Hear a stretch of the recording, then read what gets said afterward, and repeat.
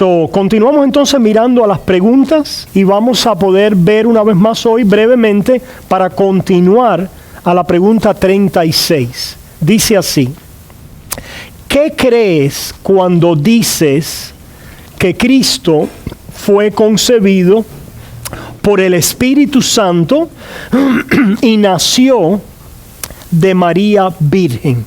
Esa es la pregunta. ¿Qué crees cuando dices que fue concebido por el Espíritu Santo y nació de María Virgen? Disculpen. Respuesta: que el eterno Hijo de Dios, el cual es y permanece verdadero y eterno Dios, tomó la naturaleza verdaderamente humana de la carne y sangre de la Virgen María por obra del Espíritu Santo, para que juntamente fuese la verdadera simiente de David, semejante a sus hermanos, excepto en el pecado.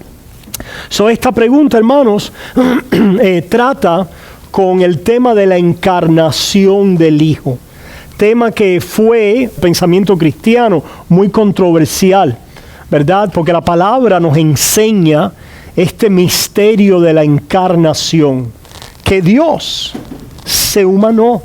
Y eso ciertamente es algo que desafía quizás nuestra mente y nuestro raciocinio humano, pero es una enseñanza de la palabra de Dios. Jesús, una persona de la Trinidad, que es Hijo eterno y que es Dios eterno, en un momento determinado entró en la historia concebido en el vientre de una virgen, la Virgen María, ¿verdad? Concebido en el vientre de una virgen pecadora también, por supuesto.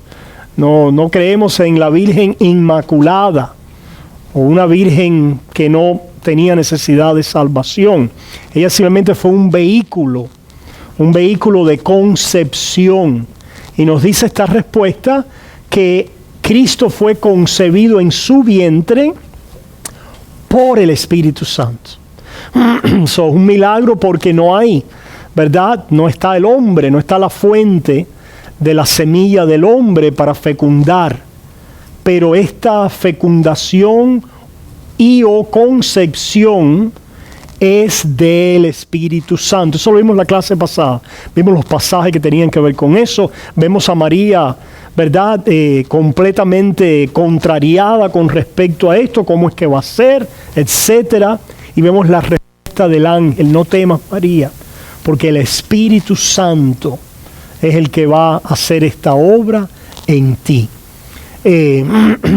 Y esto entonces, hermanos, nos enseña también que Cristo Jesús nace del vientre de María con una naturaleza completamente humana.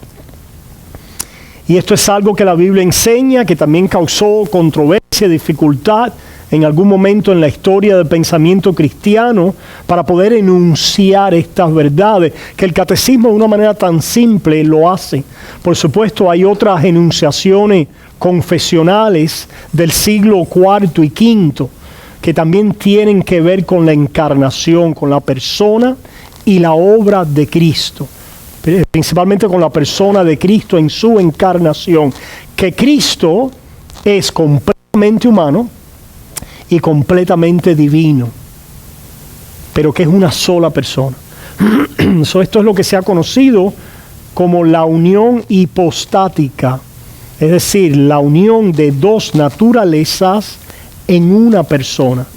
Y mencionamos la semana pasada cómo personas tratando de racionalizar, ¿verdad?, esta enseñanza bíblica, erraron de diferentes maneras. Erraron diciendo que en la encarnación la naturaleza humana es absorbida por la divinidad, ¿verdad? Eso fue una de las formas en que erraron.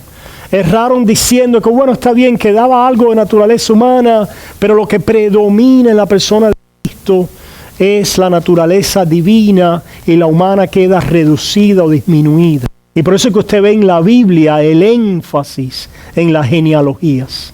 Esas genealogías que se nos vuelven aburridas, ¿verdad? Y que dicen, ay caramba, ¿por qué mencionan tantos nombres allí, fulano y fulano y fulano? Es precisamente, está atestiguando que viene el Hijo de Dios, que va a ser encarnado, que viene la encarnación, ¿verdad? La concepción a través de la simiente de una mujer, y el ser que van a ser de allí es el Hijo de Dios, humanado, pero que ha sido profetizado, que ha venido esa promesa avanzando a través de la historia. ¿Okay? O sigamos leyendo algunos de los pasajes. Por obra del Espíritu Santo, para que sea en todo semejante a sus hermanos. Cristo era en todo semejante a nosotros. No le faltaba algo, nada de lo que un humano tiene. Porque Él venía a representar a un pueblo, a representar a los pecadores, excepto en el pecado. A diferencia de Cristo en su nacimiento, concepción y nacimiento, es que Cristo era sin pecado. Y esto es muy importante, el poder entender. Necesitamos aún que a diferencia de nosotros, es sin pecado de concepción, porque nosotros de concepción, de raíz, venimos con pecado. Y vamos a hablar un poquito ahora de la doctrina del pecado. Eso lo vimos en la clase pasada. Vayamos a la pregunta ahora 36, que dice, ¿qué fruto sacas de la santa concepción y nacimiento de Cristo? ¿Qué fruto sacas de la santa concepción y nacimiento de Cristo? Respuesta, que es nuestro mediador y con su inocencia y perfecta santidad cubre mis pecados, en los cuales he sido concebido y nacido para que no aparezcan en la presencia de Dios. Jesucristo entonces es el ser que es, con dos naturalezas perfectas, completas, humana y divina, para poder realizar la obra, la tarea del mediador. Y nos dice que esta tarea es de Él cubrir nuestros pecados. Dice, con su inocencia y perfecta santidad desde la concepción, lo cual nos lleva, hermano, a nuestra concepción y a la doctrina del pecado. ¿Cuál es la doctrina del pecado que la Biblia enseña? Vayamos a comenzar primero ahí en Salmo 51. En el Salmo 51 escuchamos a David confesando su pecado. ¿Cuál fue el pecado de David? Por supuesto, el pecado de adulterio, de mentir, etc. Pero miren cómo David confiesa su pecado, aún más profundamente. Y lo dice aquí en el versículo 5, y dice, he aquí en maldad he sido formado, y en pecado me concibió mi madre.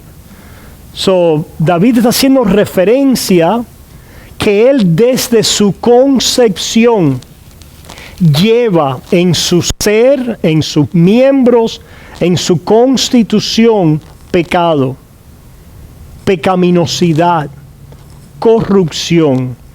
Esto es, se lo debemos al pecado original de Adán. Es decir, este pecado que nosotros recibimos en la concepción, uno dice, bueno, ¿y esto qué es? ¿A qué se debe esto? Porque usualmente el concepto de pecado que tiene, yo diría, la cristiandad contemporánea, me atrevo a decir en su mayoría, es que el pecado es aquellas cosas malas que yo hago. En otras palabras, los circunscribimos solamente a las acciones o a la falta de acciones, o al hacer el mal o al dejar de hacer el bien, lo cual es pecado. La Biblia dice que esas cosas son pecado. Pero la Biblia nos habla del pecado no solamente acerca de las cosas que hacemos o dejamos de hacer, sino una condición que traemos de nacimiento. un estado en el cual nosotros hemos sido concebidos. Ese estado, David lo confiesa aquí, como que yo he sido, en maldad he sido formado y en pecado me concibió mi madre. Si saltan la hoja al Salmo 58,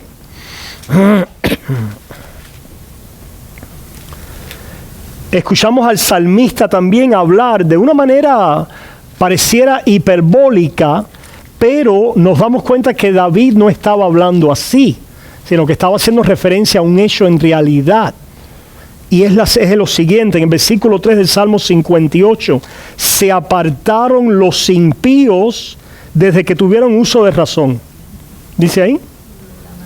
Desde la matriz, esto es desde la concepción. Se descarriaron hablando mentira cuando aprendieron a hablar. Desde que nacieron. Veneno tienen como veneno de serpiente.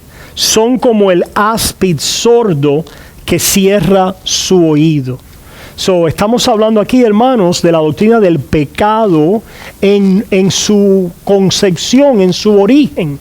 Y el origen viene en nosotros de concepción porque viene del primer Adán.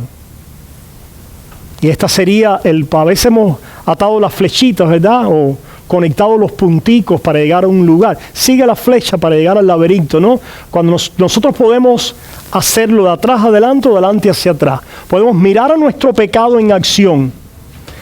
Y ese pecado en acción, decir, esto proviene de un estado en mí de nacimiento y de concepción. Y ese puntico entonces decir, y ese estado de nacimiento y de corrupción en mí, ¿cómo es que está allí? Y la Biblia entonces lo lleva ¿a dónde?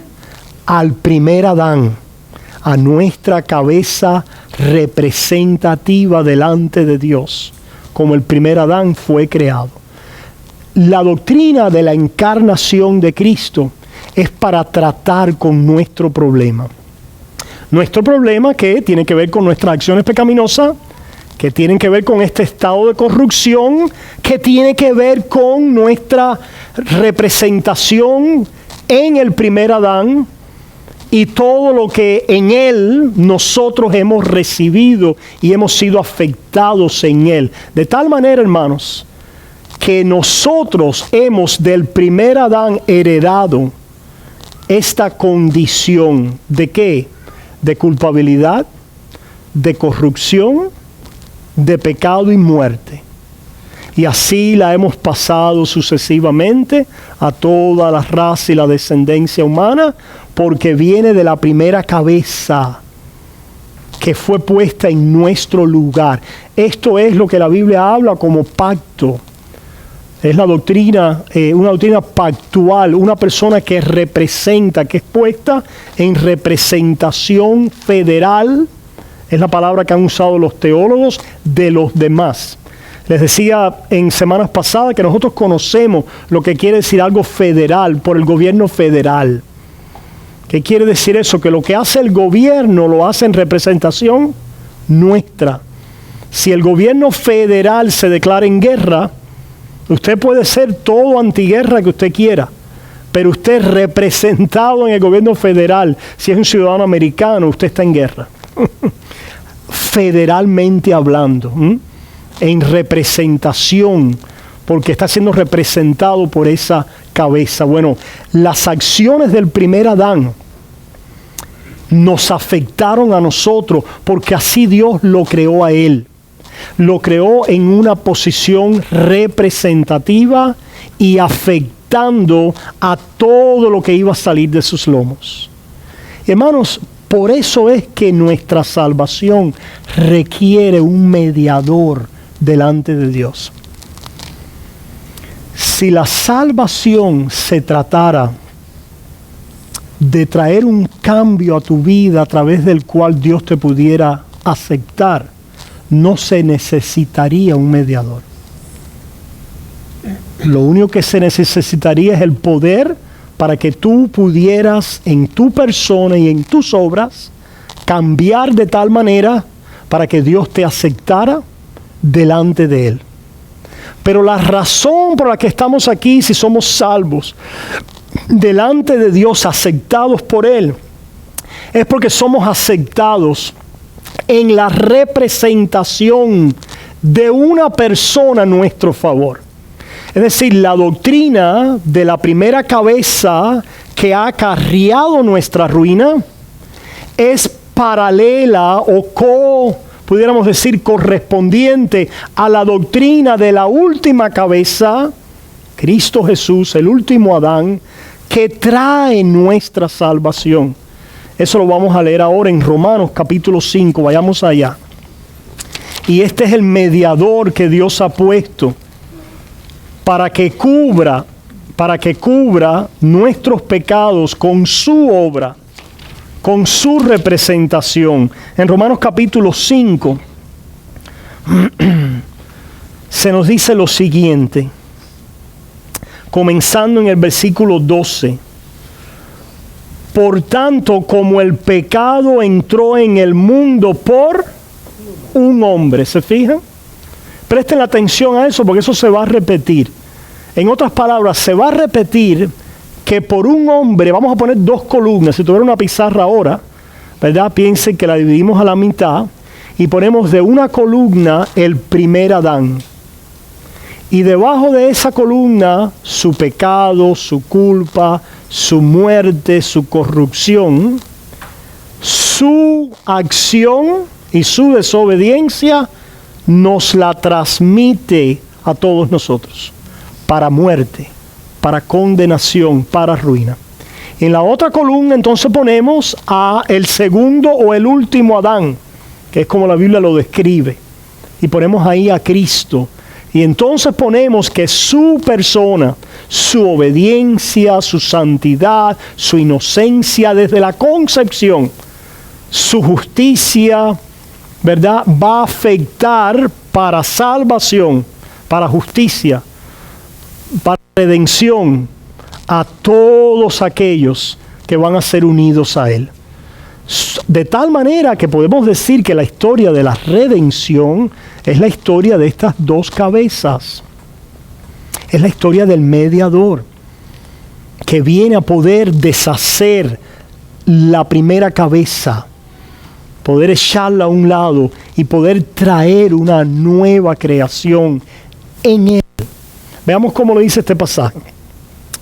Por tanto, como el pecado entró en el mundo por un hombre y por el pecado la muerte, así la muerte pasó a todos los hombres por cuanto todos pecaron.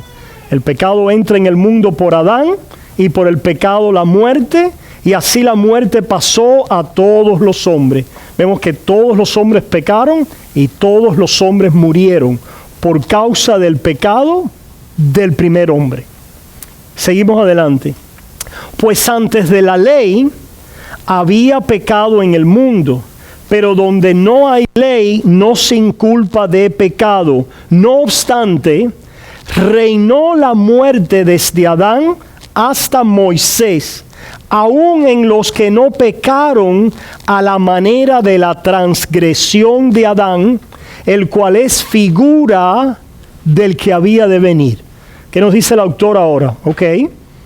Pecó el primer Adán, pecó quebrantando un precepto que Dios le dio.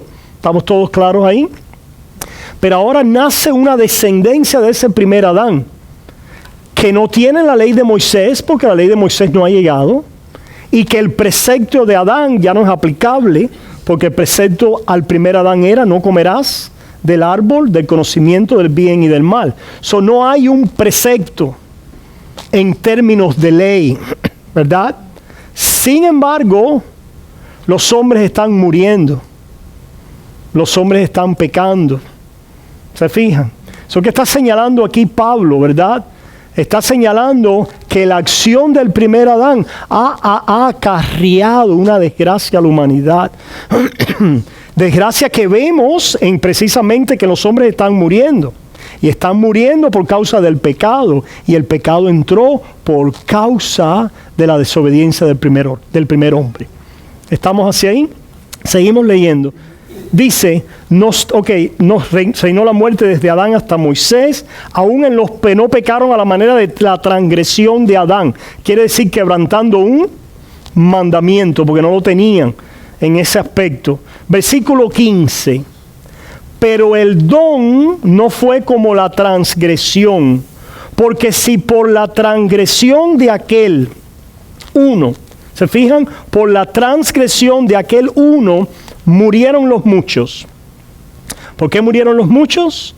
Por la transgresión de aquel uno, esto es, de Adán. Sigue diciendo, abundaron mucho más para los muchos la gracia y el don de Dios por la gracia de un hombre, Jesucristo. Se fijan que ahora aquí el Espíritu Santo establece un paralelismo entre dos cabezas y una comparación y contraste entre ellos. ¿Cuál va a ser la comparación y el contraste? ¿Qué comparación? Estas dos cabezas, sus acciones afectan a aquellos a los cuales ellos representan. ¿Cuál es el contraste? Que el primer Adán afecta adversamente para juicio y condenación y muerte. Pero que el segundo Adán afecta positivamente en gracia, en don, en regalo para vida eterna. ¿Ok? Entonces seguimos adelante. Sí. Entonces, ¿los hombres entre Adán y la ley de Moisés eran salvos? Por supuesto. Fueron salvos mirando a la promesa de Cristo que ha sido dada. ¿Cuál fue la promesa dada? Génesis 3:15. Ahí desde Génesis 3:15 tenemos lo que se ha conocido como el protoevangelio o el primer evangelio. Evangelio es buenas noticias. La primera buena noticia ahí en el jardín del Edén es que cuando Adán y Eva pecaron, Dios se mueve hacia ellos en gracia, mata a un animal, derrama sangre y los cubre con las pieles de este animal. Y allí Dios le dice al hombre, de la simiente de la mujer saldrá uno que pisará la cabeza de la serpiente. Eso es una promesa. Es la promesa acerca de la segunda cabeza ya profetizada desde el principio y tipificada en la acción redentora y salvífica de Jehová, que derrama sangre y a través de aquel derramamiento de sangre o sacrificio cubre a Adán y a Eva como nosotros, y dice la respuesta, nuestra pecaminosidad y nuestro pecado va a ser cubierta en la persona y la obra del mediador. ¿Se fijan? Nosotros somos salvos porque somos cubiertos. Somos cubiertos con la inocencia y la santidad del otro. Entonces, Ismael, el hijo que Adán tuvo con esclava, él entra en ese... Estás hablando de Abraham ya después. Abraham. Sí. Yeah. La promesa entonces, la promesa de la salvación después se abre para todos, ¿verdad? Es una promesa por gracia, abierta para todo aquel que ponga su confianza en ella. Y por supuesto en el Antiguo Testamento se va abriendo, ¿verdad? Esa verdad y esa disponibilidad y ese anunciamiento que viene por el pueblo de Israel, pero finalmente se descubre que es para todo el mundo, es para todas las naciones, es para todo el que confíe en Él. Pero el punto a destacar aquí es, que es lo que estamos diciendo, por lo intricado que puede ser esto en términos de... Y es intricado no porque sea complejo. Es decir, a mí me gusta mucho decir que las cosas de Dios son sencillas pero profundas. Es decir, hay una cierta sencillez a las cosas de Dios que a la misma vez acarrea una profundidad. Y la sencillez es este concepto, que nosotros somos salvos por la mediación de otro. Eso no es algo que lo podemos entender. Es decir, nosotros somos salvos no por nuestra propia representación y obra. No nos podemos representar a nosotros mismos delante de Dios, porque nosotros somos representados en la primera cabeza. Y lo que hemos recibido de esa primera cabeza es culpa, pecado, muerte y condenación. Por mucho también que nosotros querramos cambiar y enmendar nuestras acciones, si nos quedamos en nuestras propias personas, la Biblia dice que tenemos una corrupción que está allí desde concepción, desde nacimiento. Esa concepción es como, esa corrupción es como algo que está sucio, que produce suciedad, ¿verdad? Nosotros a veces pensamos, decimos, somos pecadores porque hacemos pecado, pero nosotros hacemos pecado porque somos pecadores. Es lo que está diciendo David en el Salmo 51. Él está diciendo, yo estoy pecando porque yo soy un pecador. Y a esa confesión requiere entonces para la salvación a otro, a mi favor. Requiere la gracia de la obra representativa de otro, a mi favor. Cuando nosotros entendemos la radicalidad de la profundidad de mi pecaminosidad y corrupción. El problema es que nosotros no creemos que somos tan malos como la Biblia nos describe. Y es muy interesante porque nosotros no creemos que somos tan malos como la Biblia nos describe. No creemos que la gracia de Dios es tan buena y asombrosa como la Biblia la presenta. Y lo podemos poner viceversa. No creemos en lo asombroso de la gracia de Dios porque no creemos en lo terrible de nuestra corrupción. La doctrina del pecado siempre va con la doctrina de la salvación. Por eso es que cualquier afectación en la doctrina del pecado acarrea afectación en la doctrina de la salvación. Y esto también se dio en los siglos de la historia del pensamiento cristiano, ¿verdad?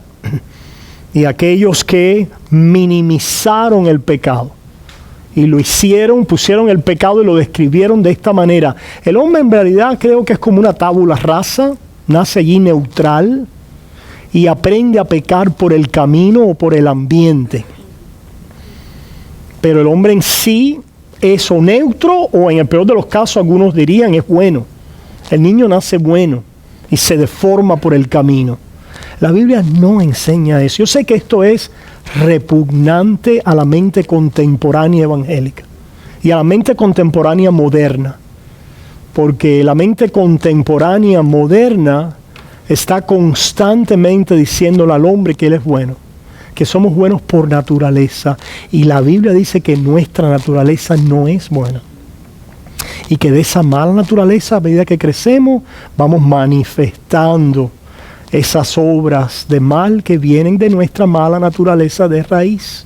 Por lo tanto, necesitamos ser desenraizados y enraizados en el otro. En uno en el cual seamos cubiertos. Como dice la respuesta, con la inocencia y la perfecta santidad de Cristo Jesús, que la tuvo así de nacimiento. Él no fue concebido en el mal, ¿verdad? Su naturaleza humana, perfecta y completa, pero no es una naturaleza pecaminosa desde concepción y de raíz. ¿Entendemos eso hasta ahí? Seguimos leyendo este pasaje que nos ilumina estas verdades. Dice entonces, Romanos 5, ¿hasta dónde leímos? El 15 nos toca ahora. Bueno, estamos en estamos en este paralelo con comparación y contraste. Pero el don no fue como la transgresión. Porque si por la transgresión de aquel uno murieron los muchos. ¿Se fijan? ¿Por qué mueren los muchos? Por la transgresión de aquel uno. Por eso es que dice la Biblia que el hombre natural sin Cristo está muerto en delitos y pecados. El estar muertos en delitos y pecados es una referencia, ciertamente, al estado natural en el cual somos concebidos. De ahí salen muchos pecados y obras pecaminosas de la carne, Pero el hecho, la referencia a carne, ¿verdad? Sarx es una referencia en el original a ese estado corrupto del primer hombre, que hemos recibido el primer Adán. Y allí está nuestra corrupción, nuestra condena y la necesidad de un nuevo hombre. La necesidad de un nuevo hombre o de un nuevo representante. ¿Ok? Veamos quién es ese nuevo hombre representante. Dice entonces, pero el don no fue como la transgresión, porque si por la transgresión de aquel uno murieron los muchos, abundaron mucho más para los muchos la gracia y el don de Dios por la gracia de un hombre, Jesucristo. Se fijan en lo que decía el pastor Oscar, porque después vamos a oír en Timoteo, porque hay un solo Dios y un solo mediador entre Dios y los hombres, Jesucristo, hombre. Cuando yo era niño, yo me preguntaba, ¿verdad? ¿Y por qué dice hombre? Cuando era más muchacho, menos... ¿Y por qué dirá hombre? ¿Por qué enfatiza hombre? ¿Por qué? Si fuera yo pusiera Jesucristo Dios. ¿Verdad? Para darle más, ¿eh? Claro. Pero lo que está diciendo el Espíritu Santo es Jesucristo, que es el Hijo Eterno, que se encarnó, que es nuestro representante delante de Dios como hombre. Es el hombre que nos representa, que es inocente, justo y limpio, y me cubre con esa representación a mi favor. Sigue diciendo, la gracia, el don de Dios por la gracia de un hombre, Jesucristo. Versículo 16, y con el don no sucede como en el caso de aquel uno que pecó, porque ciertamente el juicio vino a causa de un solo pecado. ¿Se fijan?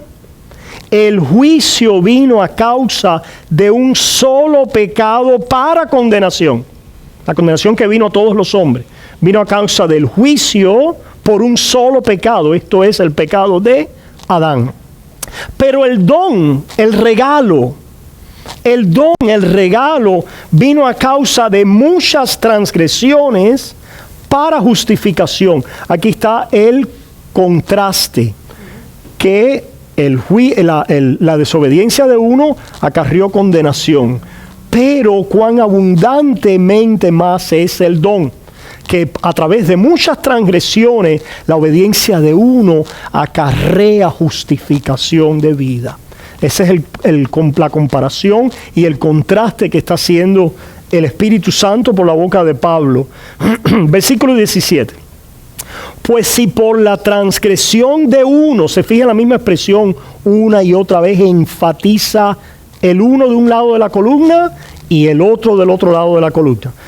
Pues si por la transgresión de uno solo reinó la muerte, mucho más reinarán en vida por uno solo, Jesucristo, los que reciben la abundancia de la gracia y del don, el regalo de la justicia. ¿Se fijan? Para ser salvo entonces hay que recibir a Cristo como un regalo, como un don, o por gracia, que quiere decir sin méritos o sin nuestras obras. Porque lo único que nosotros traemos a esta ecuación en nosotros mismos es que nuestras obras que están manchadas con nuestros pecados. Por lo tanto, la redención de la fe cristiana, a diferencia de todas las demás religiones falsas, es que tenemos a un mediador que es Dios y también es hombre, en nuestro lugar, delante del Padre. ¿Y qué hacer con eso entonces? Solamente recibirlo por gracia, que quiere decir reconocer que tú en ti no lo mereces, porque estás en el uno primero, en el primer Adán, con todo lo que eso acarrea. Lo que merecería sería condenación.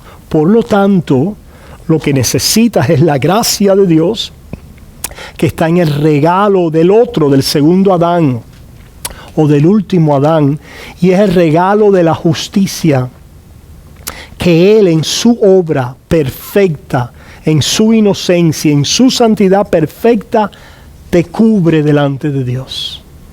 y provee la justicia que Dios recibe a tu favor. Esto es la justificación. Y de esta manera somos aceptados. Por eso es que necesitamos tal mediador. Por eso es que la encarnación es en la forma que Dios la presentó y la hizo, para traer a tal mediador a nuestro favor que pudiera cubrirnos en esta representación legal delante de la ley, pactual. Él es puesto por nosotros como nuestro mediador. ¿Qué sigue diciendo? Terminamos aquí. Versículo 18. Así que, como por la transgresión de uno vino la condenación a todos los hombres, de la misma manera por la justicia de uno vino a todos los hombres la justificación de vida. Pero eso no es, a mí no me gusta eso, alguien puede decir.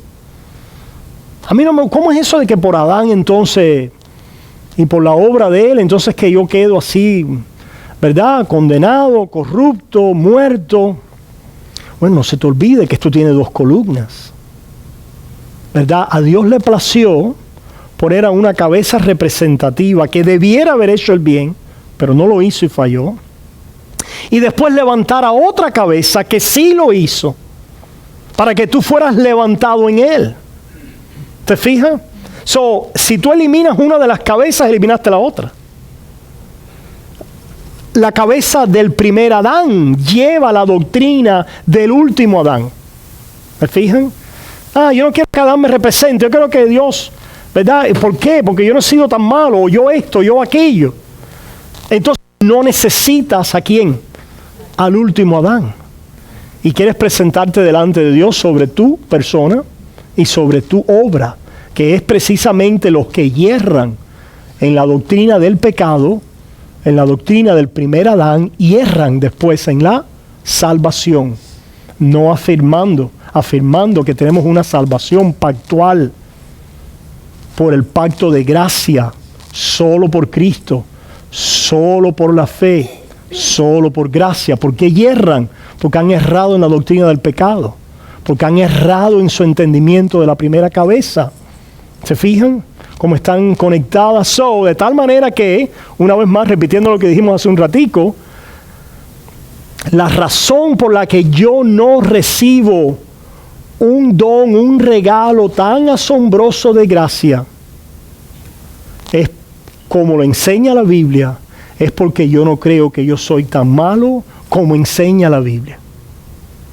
Si yo creyera que yo soy tan malo como la Biblia enseña de raíz y de concepción y de nacimiento, pues yo necesitaría una gracia, un don y un sustituto y mediador, como lo enseña la Biblia. ¿Verdad? Pero cuando una se corrompe, es afectada, ¿verdad? La doctrina del pecado afecta a la doctrina de la redención. La doctrina del primer Adán afecta a la doctrina del último Adán. Así dice aquí, ¿verdad? Versículo 19, porque así como por la desobediencia de un hombre otra vez, ¿se fija cómo se repite eso en todos los versículos? Un hombre y después al otro, son dos cabezas representativas. Porque así como por la obediencia de un hombre, los muchos fueron constituidos pecadores. Fuimos constituidos pecadores por la desobediencia de un hombre. Así también, por la obediencia de uno, los muchos serán constituidos justos. Tú no eres justo por tu propia obediencia. Delante de Dios tú eres declarado o constituido o tenido por justo, en la obediencia de Cristo. Eres justificado en la obediencia del segundo Adán, y por eso Dios te llama justo. Porque en nuestras obras, lo que dice la palabra de Dios a través del profeta Isaías es que nuestras obras o justicia son como trapos de inmundicia delante de mí. Eso se lo dice Isaías a la nación escogida, a Israel, aquellos que habían recibido la ley, que tenían los profetas, los reyes, los sacerdotes, el templo, etc.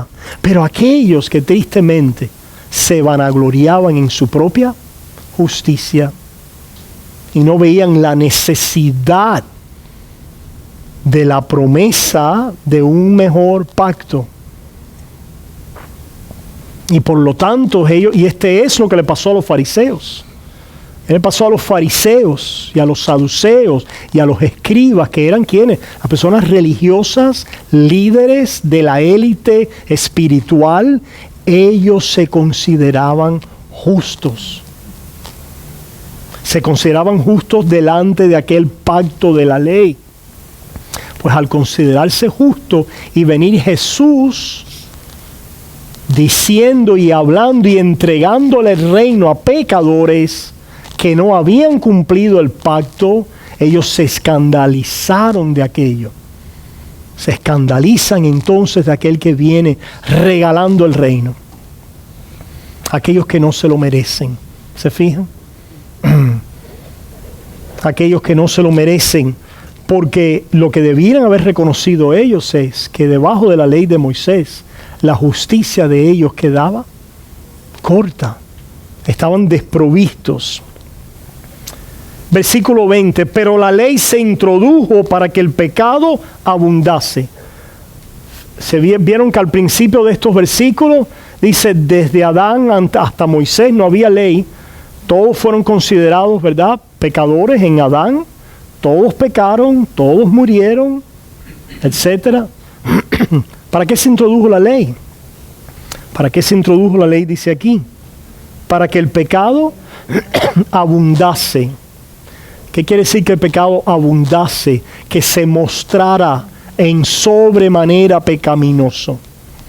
¿Verdad? No es lo mismo, por ejemplo, hablábamos en el servicio en inglés y decíamos que a veces hemos quebrantado una ley y no estábamos ni conscientes que lo hicimos. Viene un policía y nos dice, disculpa, pero te violaste la ley.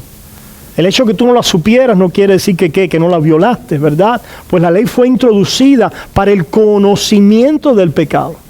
Para poder traer ese recuento, ese detalle, esa minucia de poder decirle al hombre pecador, este es en qué consiste tus pecados y tu pecaminosidad. De esta manera abunda el pecado. ¿Y para qué Dios quiere que abunde el pecado? O el conocimiento del pecado. ¿Para qué? Más cuando el pecado abundó, sobreabundó la gracia. Para que así como el pecado reinó para muerte, así también la gracia reine por la justicia. ¿La justicia de quién? De Cristo. Por la justicia para vida eterna mediante Jesucristo, Señor nuestro. Esto lo vemos si volteamos la página. Venimos a Romanos 3, lo escuchamos aquí en el 3, cuando nos describe la condición del hombre, de todos los hombres. Romanos 3, comenzando en el 9, ¿qué pues somos nosotros mejores que ellos? En ninguna manera, pues ya hemos acusado a judíos y a gentiles que todos están bajo pecado. Como está escrito, no hay justo ni aun uno. Ese es el veredicto. No hay justo ni aun uno. No hay quien entienda. No hay quien busque a Dios. Todos se desviaron. A unas hicieron inútiles. No hay quien haga lo bueno. No hay ni siquiera uno. ¿Se fijan? Una vez más, estamos hablando del plano delante de Dios y de su justicia. En el plano humano alguien puede decir, pastor, pero esa persona es una buena persona, una buena hija, un buen ciudadano, etc. Está bien, podemos hablar así en el plano humano, pero la mejor persona en el plano humano, cuando la ponemos delante de la ley santa de Dios, se queda corta. Queda mostrada en su pecado, en su corrupción, en su pecaminosidad, con origen en el primer Adán. A eso se está refiriendo la palabra. Dice, no hay quien haga lo bueno, no hay ni siquiera uno. Sepulcro abierto es su garganta, con su lengua engañan. ¿Por cómo es que engaña? Pastor, pero esa persona es la más sincera que yo conozco. ¿Cómo es posible eso? ¿Ok? Pregúntale a la persona más sincera que tú conoces si ella es corrupta de nacimiento y si cree que delante de Dios merece justamente condenación. ¿Y qué te va a decir? De ninguna manera, no. Y eso lo hace mentirosa. Sea Dios veraz y el hombre. Es el hombre que niega la realidad de su pecado hacia Dios, y eso es veneno de áspide. ¿Se fijan, hermanos? Tenemos que tener cuidado que nuestras sensibilidades modernas, que las tenemos porque somos engendros de este siglo y de realidad, de la posmodernidad, porque somos personas ya de la posmodernidad. Fíjense cómo hemos avanzado, Pero tener cuidado porque nuestros avances posmodernos, ¿verdad?, entorpecen el conocimiento bíblico del Eterno, del Dios de los cielos, ¿verdad?, que nos describe aquí y nos dice que con su lengua engañan, veneno de áspides hay debajo de sus labios, su boca está llena de maldición y de amargura, sus pies se apresuran para derramar sangre, quebranto y desventura hay en sus caminos, y no conocieron camino de paz. No hay temor de Dios delante de sus ojos. Esto es lo que Dios dice acerca del hombre natural. Y cuando nosotros somos iluminados por el Espíritu Santo y venimos a conocer esta gracia en la que por Él permanecemos, decimos, tienes razón.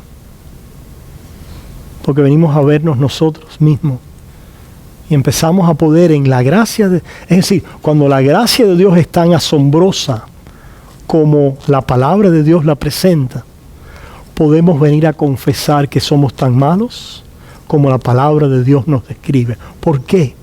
Porque soy perdonado, porque he sido cubierto, porque soy amado por gracia. Ya no tengo que mentirle a Dios, porque tengo que confesar sinceramente y decirle gracias por el don de tu Hijo. Gracias porque tú me libertas de este cuerpo de muerte.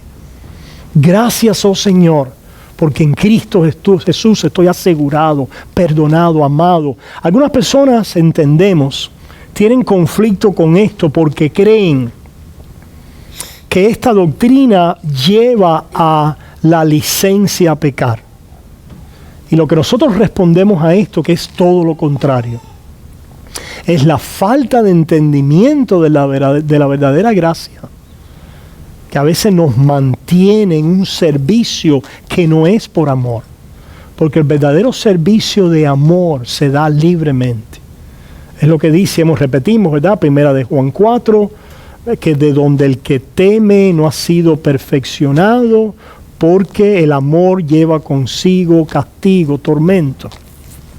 Si yo estoy mirándome a mí y a mis obras, con miras al juicio final, para ser cubierto en mis obras, en el juicio final, y yo voy a ser aceptado en mis obras en el juicio final, y la forma en que Dios me mide para el juicio final delante de Él es basado en mis obras. Entonces, ¿yo qué? ¿Voy a qué? A temer, conforme a qué? A mis obras, las cosas que estoy haciendo, las hago ¿en qué? En el temor. Esto para algunos es piedad, pero es una falsa piedad. Porque es una piedad peligrosísima. Porque si algunas personas han sido mal enseñadas, entendemos.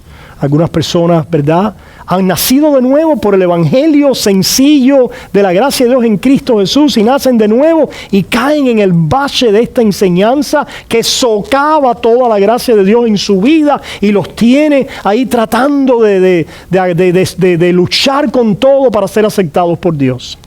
Son salvos, pero están siendo mal enseñados. Han sido mal enseñados. Pero hermanos, el peligro está de una persona que con la luz del evangelio y con la luz de la buena enseñanza, ¿verdad? Y el redargüimiento de la doctrina verdadera, como la hemos expuesto hoy en su palabra, continúe aferrado a que yo voy a ser aceptado en el juicio final sobre la base de mis obras. No ha entendido, no le ha amanecido. Y entonces, hermano, ahí es donde está el peligro de la salvación del alma cerca de una persona así. Porque entonces en el día del juicio se va a presentar en sus obras, estando todavía entonces en el primer Adán y no unido al segundo Adán, para presentarse así delante del Padre, para de esta manera ser aceptado por Él. Algunas personas creen que esta doctrina trae licencia para el pecado. Y lo que veníamos diciendo es que esta doctrina de que Dios entonces así en Cristo me recibe, número uno, lo que causa es, al yo entender, porque estas dos cosas van juntos, la perversión de mi naturaleza en mí mismo y lo asombroso de la gracia de Dios, el perdón y cómo Él me recibe en Cristo Jesús, produce en nosotros, número uno, un agradecimiento. Un agradecimiento que no es fingible.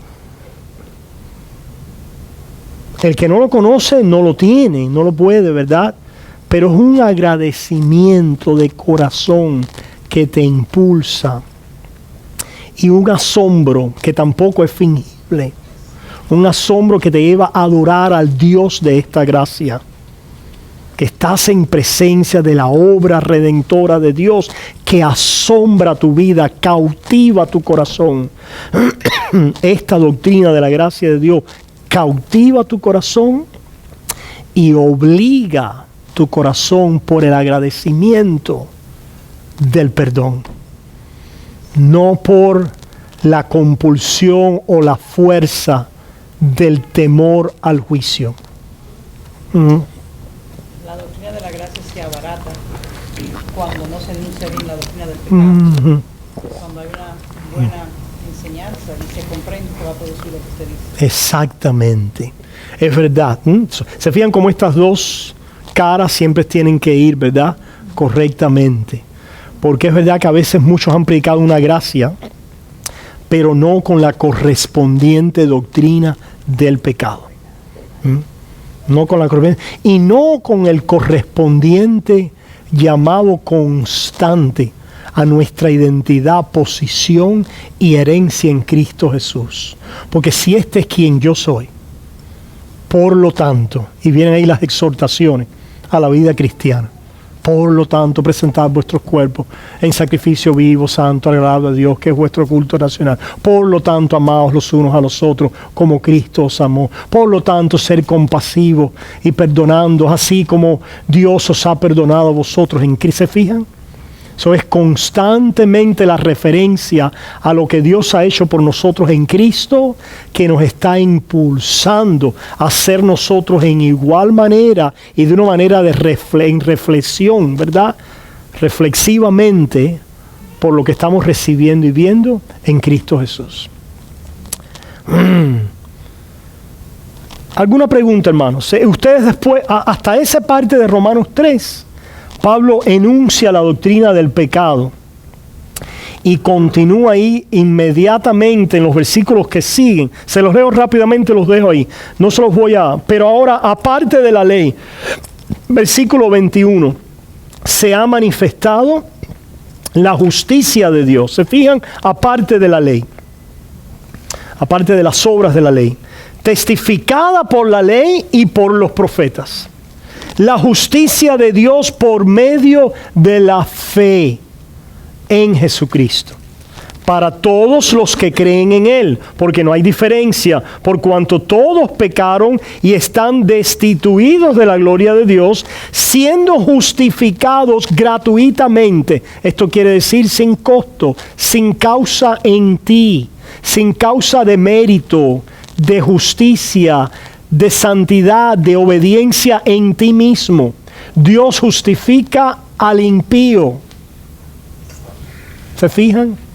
Dios justifica al impío que cree en Cristo Jesús, que confiesa su impiedad, la ve, la puede confesar ahora por la gracia que ha recibido y es cubierto Todo ese impío es cubierto con la inocencia, la santidad y la perfecta justicia de Cristo a nuestro favor, siendo justificados gratuitamente por su gracia, mediante la redención que es en Cristo Jesús, a quien Dios puso como propiciación, satisfacción. Dios puso a Cristo como propiciación por medio de la fe en su sangre, para manifestar su justicia. La justicia perfecta de Dios es manifestada en el sacrificio perfecto del Hijo. A causa de haber pasado por alto en su paciencia los pecados pasados, con la mira de manifestar en este tiempo su justicia, a fin de que Él sea el justo y el que justifica al que es de la fe de Jesús. Cuando Dios finalmente castiga a su Hijo, que nos representa a nosotros los pecadores, allí el sacrificio y la propiciación perfecta ha sido ofrecida. Dios es mostrado justo para justificar a todo aquel que en Él cree. Y miramos entonces al mediador y así somos salvos por la fe sola, por Cristo solo, por gracia sola. Y estos son los lemas de la Reforma, ¿verdad? Solo Cristo, sola fe, sola gracia, sola Escritura, solo a Dios sea la gloria. ¿Alguna pregunta, hermanos? Ni aún creer en Él podemos si Él no lo hace en nosotros. Por supuesto, la fe es un don de Dios también, que viene por el oír y el oír la palabra de Dios. Quedamos claros, hermanos, en esto de las dos cabezas. Nosotros estábamos en la primera muertos y hemos pasado de muerte a vida, unidos a la segunda cabeza, que es Cristo. Llevamos todavía el hombre muerto con nosotros. Eso es lo que dice Pablo en Romanos 7. Pero ya ese hombre muerto no es quien somos, porque somos una nueva criatura en Cristo Jesús. Pero somos afectados por ese hombre antiguo. Andamos con un muerto a cuesta, pero que está muerto, que ya no nos condena, porque Él ya fue condenado en la cruz de Cristo. Por eso Pablo lo reconoce: este muerto me afecta. Se mete, a veces quiero cosas hacer que no las hago, ¿verdad? Pero gracias sean dadas a Cristo, a Dios, por Jesucristo. Y así constantemente estamos siendo renovados en nuestra nueva naturaleza, que es nuestra unión a Cristo Jesús, a través del cual se producen los frutos de nueva vida, porque ya tenemos vida por gracia a través de la fe. Adelante, Luis.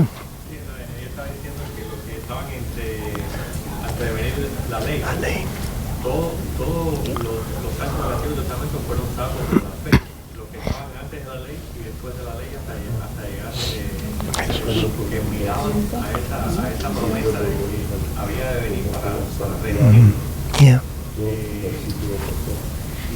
Y muchos batallan con eso porque piensan que no, que ya después que vino la ley era por obediencia. Claro. Sí, de ahí lo que hemos escuchado. Yo no sé cuántos de ustedes recuerdan una Biblia que fue muy famosa, que era la Biblia de Scofield. Okay, la Biblia de Scofield planteaba como 7 o 9 dispensaciones, ¿verdad?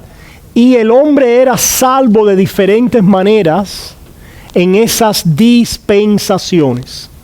Y nosotros, la Biblia nos enseña eso. Eso lo hemos estudiado en el libro de Hebreos, que tanto aquellos miraban adelante a Cristo y nosotros miramos a Cristo que ya vino hacia atrás. Y los que miraban adelante a través de la fe y nosotros atrás, ¿verdad? Por la fe, ambos somos salvos por medio de Cristo. Aquellos Cristo en promesa y nosotros en Cristo en promesa cumplida. Siempre fue por la fe. Pero ellos sí tenían la ley de Dios escrita en su corazón. Por supuesto. Dice el apóstol Pablo que esa ley escrita en su corazón es ley para ellos mismos. Por supuesto. O sea que estuvieron sin ley. No, sí, lo que pasa en este texto en particular, yo creo, de Romanos 5, yo creo que lo que está mostrando el autor es el hecho de que ellos sin ley y todavía murieron. No Y murieron porque estaban bajo el primer Adán. Es decir, están pecando, tienen la ley escrita la obra de la ley escrita en sus corazones, porque por conciencia el hombre tiene un sentido de bien y mal, aunque no conozca la ley de Moisés. Pero creo que el punto a resaltar en ese pasaje que leímos, ese chunk de pasaje que leímos grande en Romanos 5, es el hecho de estas dos cabezas, que todos estos nacieron sin el precepto adámico primero y sin los preceptos o los 10 mandamientos de la ley mosaica, y sin embargo nacen en un estado de condenación, de pecado, de corrupción y de muerte, y pecan. Y ciertamente pecan contra conocimiento que tienen por naturaleza, pero como resultado de su corrupción adámica que viene del primer Adán. Entonces esos son los 3 casos que nunca debemos olvidarnos cuando pensemos en el pecado o le enseñemos a alguien acerca del pecado. ¿Por qué? ¿Por qué? Pastor, ¿pero qué tiene que ver eso? Yo lo que quiero es, oye, pequé y lo que quiero es que Dios me ayude a dejar de hacer tal cosa. Acuérdate que Dios te va a renovar por el perdón. Dios te quiere llevar en un arrepentimiento a Cristo. A mí lo único que me interesa es dejar de fumar o dejar de esto, de aquello o de aquello. Bueno, que si te interesa eso, a lo mejor puedes ir a un Alcohólicos Anónimos o puedes ir a un programa de reformación de conducta, pero nosotros vamos a Cristo. Y en Cristo escuchamos que hemos sido perdonados y que le pertenecemos, no por mi obra, sino por la obra que Él ha hecho a mi favor. Oh, gracias Señor, porque me has purificado con hisopo. Porque delante de ti soy perdonado, no por mis obras, sino por la obra de Cristo a mi favor. Eso nos saca del hueco. Esa es la fe que agrada a Dios para ahora, cuando dejemos de hacer tal cosa, sucede como un ¿qué? Como un fruto del Espíritu. Porque el Espíritu nos ha llevado ¿a dónde? A Cristo. A Cristo, hermanos. ¿Se fijan? Bueno, vamos a orar y terminamos. Padre, te damos gracias, Señor, por esta noche, por todo este tiempo que hemos podido meditar en estas verdades de tu palabra. Ayúdanos, Señor, por tu Espíritu a ser capturados en ellas, a que no se quede allí simplemente en un mero ejercicio intelectual o académico, sino que pueda calar a nuestros corazones, trayendo por tu Espíritu la convicción de nuestro pecado, de nuestras maldades, no solo en nuestra corrupción, sino en nuestros pecados diarios. Señor, redargúyenos de nuestra concupiscencia, de nuestras malas acciones, de lo que hemos dejado por hacer. Y Padre, redargúyenos, como dices en tu palabra, que es tu bondad la que nos mueve al arrepentimiento. Lo dices así en Romanos capítulo 2. Y te damos gracias por esa bondad, por esa misericordia en la cual recibimos tu perdón para temerte, para reverenciarte, para amarte, para servirte, Señor. Ayúdanos a hacerlo. Gracias por este don inefable. Gracias por esta noche, y necesitamos oír estas cosas. Yo lo necesitaba. Gracias por permitirme enunciarlo y escucharlo una vez más. Llévanos hasta nuestros hogares con tu paz, tu cuidado. Gracias por los que nos han visitado hoy. Nos alegramos con ellos. Bendice sus vidas, Padre, y muévelos a ellos conforme a tus propósitos y a tu voluntad. En el nombre de Jesús. Amén, Señor. Y amén.